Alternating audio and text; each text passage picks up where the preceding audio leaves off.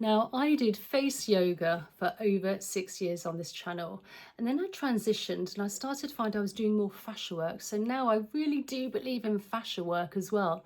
So I just wanted to go through face yoga, kind of like versus, not even versus, but the difference between face yoga and fascia, and how they, in a combination of two, is a complete powerhouse actually. So first things first, face yoga, what is it? So face yoga is doing exercises repeatedly, but also holding into position to really help strengthen and tone the muscles on the face, which is absolutely fantastic for fine lines and wrinkles. Now, I was also finding doing fascia work, I wasn't with face yoga, I was doing it, it was great, but I wasn't getting the results I wanted. And I started leaning in a little bit more into my fascia. And by doing this, I found the results were better. Now, the fascia is a connective tissue. It's a bit in throughout the whole system. It's a bit like a spider's web in a way. It's in lots of different directions. And this sits also just under the skin, and it's wrapped around the muscles. It's completely throughout the whole of the body. Now, when this gets really tight and restricted, it can pull everything down. So if you're actually doing face yoga and not doing fascia work, you still may not get such good results. If you're doing fascia work in conjunction with face yoga, absolutely fantastic, because it's really also helping releasing toxins and waste by doing fascia work. How this works is by what I call fascia glue. So as well as it being a connective tissue and around the whole system, if you have tight fascia glue, it can adhere to the muscle and also to the bone, and this almost acts like a dam, so you're not actually getting so much blood flow and space through the system here.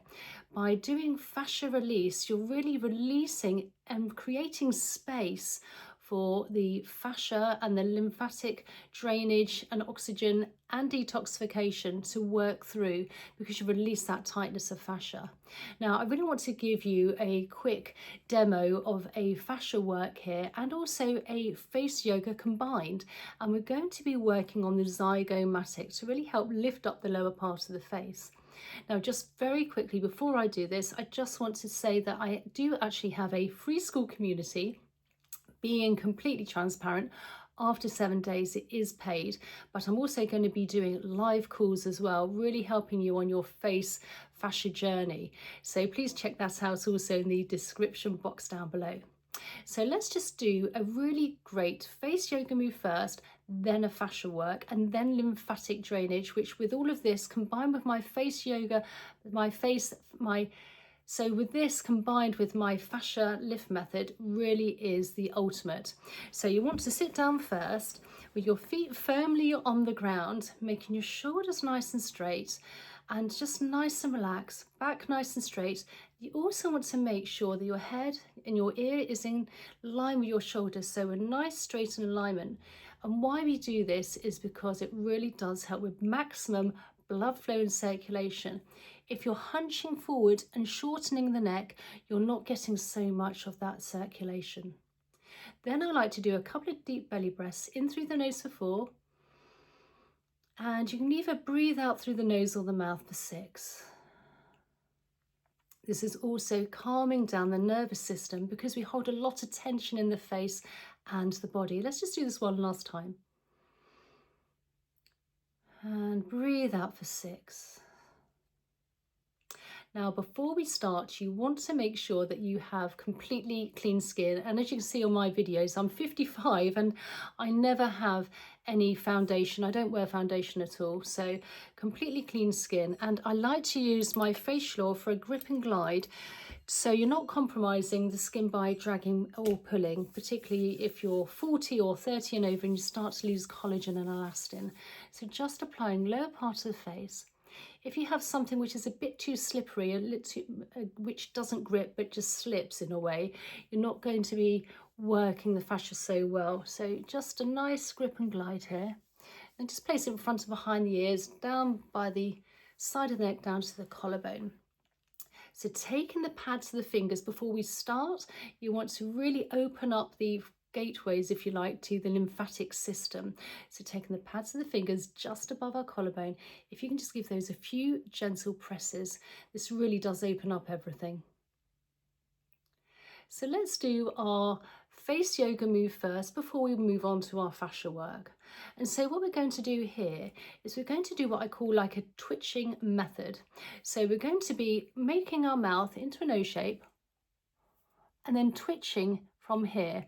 You can actually place your hand, your thumb, where under the eye, where the bone is, and above here.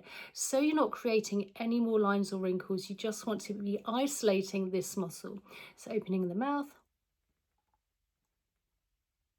You want to be coming up and out, slow, mindful movements. Let's do this 2 lots of 8.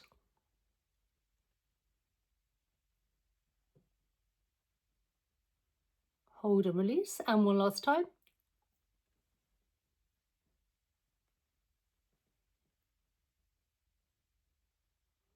And release, and just work that out with the fingers slightly.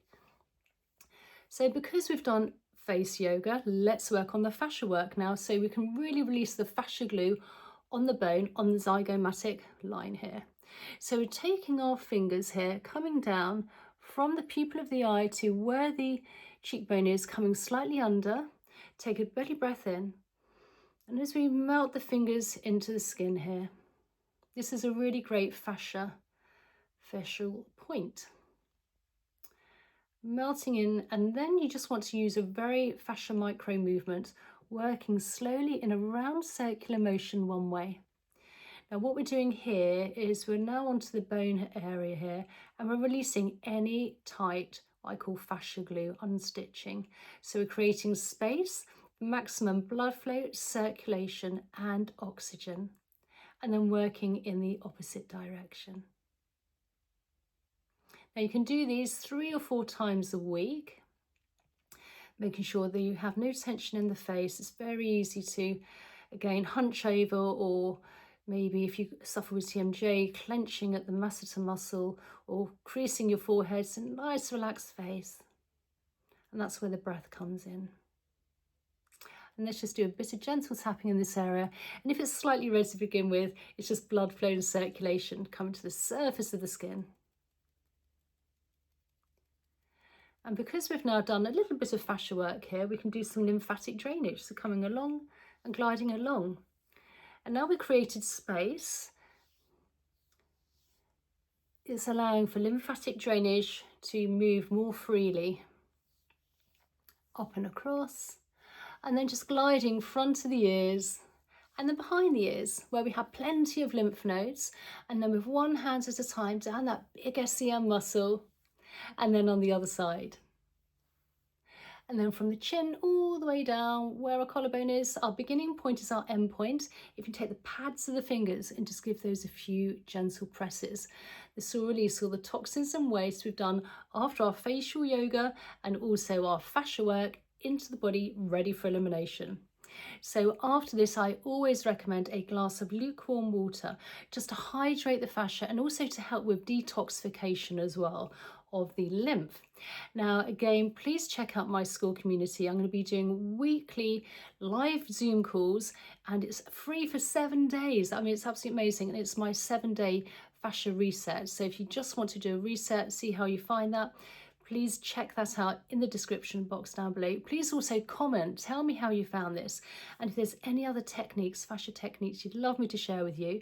And I'm going to be starting maybe doing a little bit more of a combination of the Powerhouse, of what I call it, which is facial yoga, facial fascia work with lymphatic drainage, which is the ultimate. No Botox, no fillers. It's actually cheaper to do my course, to be honest, and actually have any of that.